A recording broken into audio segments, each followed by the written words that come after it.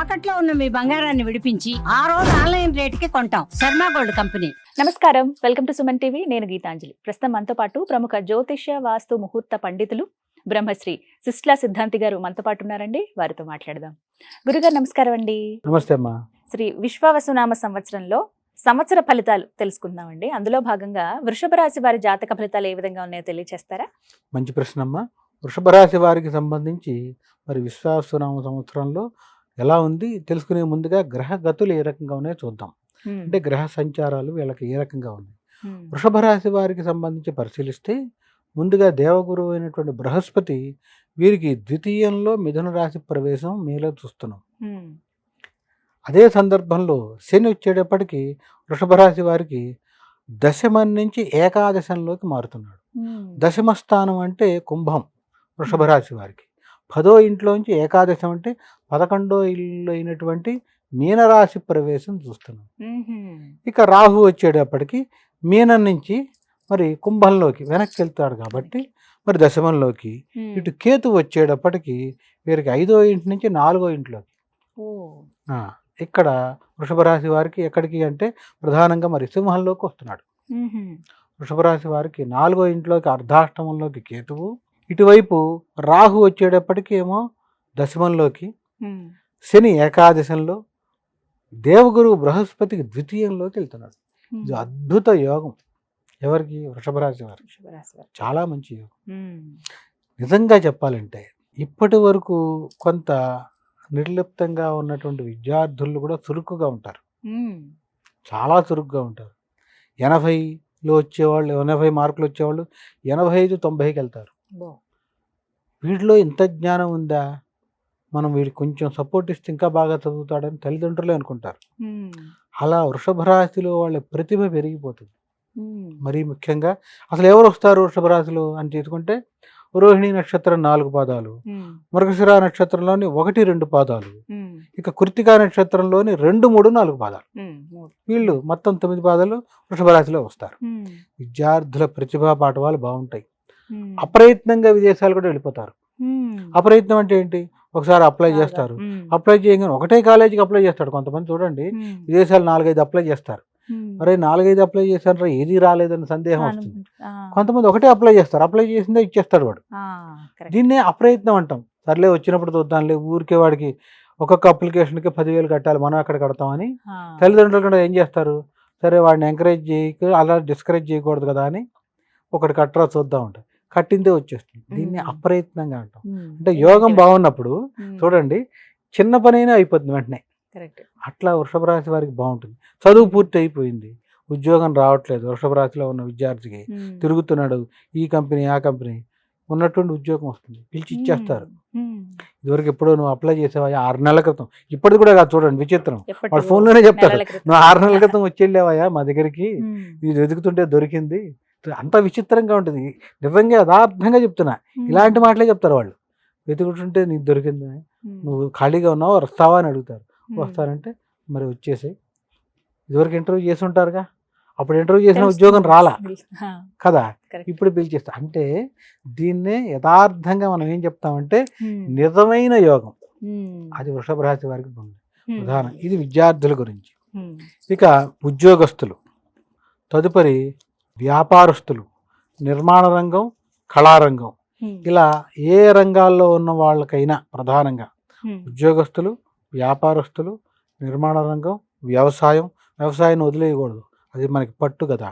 వ్యవసాయ రంగం, వృత్తి రంగం, ఏ వృత్తి మీద ఆధారపడిన, కళారంగం, వీళ్ళందరికీ కూడా వృషభ రాశిలో ఉండేటువంటి వాళ్ళకి చాలా అంటే చాలా బాగుంటుంది. ఉద్యోగస్తులకి విదేశీయానం పట్టేస్తుంది, కంపెనీనే పంపిస్తుంది, డబ్బులు పెట్టుకుని కంపెనీ పంపిస్తుంది.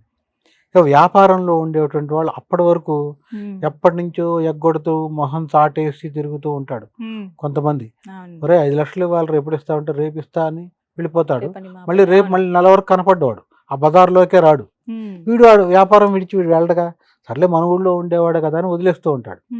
అలాంటి వ్యక్తి తీసుకొచ్చి నాకు డబ్బు అందింది అని తీసుకొచ్చి ఇస్తాడు. అది ఎంత అదృష్టం. దీన్ని నష్టద్రవ్యం అంటాం ఒక రకంగా. అంటే రాదు రాదు అనుకున్న డబ్బు వచ్చేస్తుంది. ఆ రకంగా వ్యాపారస్తుడికి డబ్బు రావడం ద్వారా మళ్ళీ ఇతను ఏం చేస్తాడు, నూతన వ్యాపారం ప్రారంభించడానికో లేదా ఉన్న వ్యాపారాన్ని విస్తరించడానికి, పరిధిని పెంచడానికి వ్యాపారస్తుడు ముందడుగు పడుతుంది. ఇక నిర్మాణ రంగం ఎప్పటి నుంచో కట్టి ఉండి డబ్బులన్నీ దాంట్లో పోసి, అప్పులు తీసుకొచ్చి పోసి, ఇంట్లో భార్య నగలు కూడా అప్పు బ్యాంకు లోన్ పెట్టేసేసి, అవన్నీ కూడా వాడికి ఆ ఇల్లు అమ్ముడై పాపం నగలు విడిపించుకుంటాడు. మళ్ళీ ఇంకోటి ప్రారంభిద్దాం కట్టుకుందాం అనే ధైర్యాన్ని ఇస్తాడు. తానున్న రంగంలో అభ్యున్నతికి వెళ్తాడు. ఉన్నతి అంటే పైకి, అభ్యున్నతి అంటే మరింత పైకి. అలా పై స్థాయికి ఈశ్వరుడు వృషభ రాశిలో ఉన్నటువంటి వ్యాపారస్తుడు అవ్వచ్చు, కళారంగంలో ఉన్నవాడికి అప్పటి వరకు కొంత పేరు వచ్చి అటు ఇటుగా ఉన్నవాడు మంచి పేరు వస్తుంది, మరింత మంచి పేరు. ఇక కళారంగంలో ఉన్నవాడికి చెప్పాలంటే ₹1,00,00,000 ఇస్తున్నవాడికి నీకు 2 కోట్లు ఇస్తా అంటారు. పారితోషికం కూడా పెరిగిపోతుంది. వీళ్ళే ఆఫర్ ఇస్తారు, ఇట్లా కాదు మొన్నటి వరకు ఇచ్చాం కానీ ఇంత కాదు, నీకు ఇంకా ఎక్కువ ఇద్దాం అనుకుంటున్నాం అంటే పారితోషికం పెరిగిపోతుంది. అతను అడక్క ముందరే వీళ్ళు పెంచుతారు. అంటే చూడండి అద్భుతమైన యోగం అది. ఇలా నిర్మాణ రంగం, కళారంగం, వృత్తి, వ్యవసాయం ఈ సంవత్సరం ఎట్టి పరిస్థితుల్లో నాకు 35 బస్తాలు పండుతాయి అనుకుంటాడు వృషభరాశిలో వాడు. ఏమా 35 అనుకోగానే 40 పండుతాయి. అదే సందర్భంలో మద్దతు ధర బస్తా వచ్చేప్పటికి ధాన్యం 1800 అనుకుంటే 1900 2000 వస్తుంది. పంట దిగుబడి పెరిగింది, రేటు మద్దతు ధర పెరిగింది. ఆకస్మికంగా రైతు సంతోషంగా ఉంటాడు. ఈ అప్పు అతనుకున్న అప్పును కూడా తీర్చేస్తాడు. ఇది వృషభ రాశిలో ఏ రంగంలో ఉన్న వారికైనా వర్తిస్తుంది. చివరిగా రాజకీయ రంగంలో ఉండేటువంటి వాడికి ఖచ్చితంగా జాతకంలో యోగం ఉంటే, యోగం కూడా ఉండాలి కదా, జాతకంలో యోగం ఉంటే ఏదో ఒక పదవి వచ్చేస్తుంది. అది చిన్నదా పెద్దదా పక్కన పెట్టండి పద్ధతి. ఒక ఏరియా అధికారి అవ్వచ్చు, ఒక ప్రాంత అధికారి అవ్వచ్చు, అతని స్థాయిని బట్టి అతనికి ఒక పదవి అయితే వస్తుంది. అతని స్థాయి ఉంటుందిగా, మండల అధ్యక్షుడా, మండలంలో ఉండేవాడా, గ్రామ స్థాయిలో వాడా, నియోజకవర్గ స్థాయి, పార్లమెంట్ పరిధిలో, అతని స్థాయిని బట్టి అతనికి హోదా వచ్చేస్తుంది, హోదాని పీల్చిస్తారు. రాజకీయ రంగంలో కూడా అలా గుర్తింపు వృషభ రాశిలో ఉంటుంది. వీళ్ళకు ఒకే ఒక చిన్న సమస్య కూడా ఉంది. వీళ్ళకి సంబంధించి తల్లి ఆరోగ్యం కొంత కుంటుపడుతుంది. తల్లి సంబంధించి అనారోగ్య సమస్యలు వస్తాయి. వృషభ రాశిలో ఉండేటువంటి వారికి సంబంధించి అప్పటికే తల్లికి ఏదైనా చిన్న అనారోగ్య సమస్యలు ఉంటే అవి మరింత పెరిగేటువంటి అవకాశం ఉంది. అది తప్ప ఇతరత్ర ఎలాంటి సమస్యలు లేవు. చాలా బాగుంది అని చెప్తున్నారు ఈ సంవత్సరం. వృషభ రాశికి చాలా బాగుంది. ఒకటి చెప్పాక మీకు, తల్లికి సంబంధించి అనారోగ్యం ఇప్పటికే తల్లి జాతకం దోషంలో ఉంటే గనక ఇది ఇంకా మరింత పెంచుతుంది వీళ్ళ ఇది కొన్న ఫలితం ద్వారా.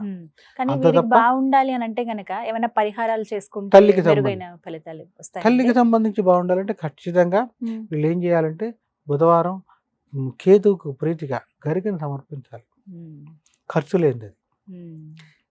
కేతువే మరి ఇబ్బంది పెడతాడు, తల్లి ఆరోగ్యాన్ని పాడు చేస్తాడు. ప్రతి బుధవారం కేతువుకి ప్రీతిగా గరిక సమర్పించాలి.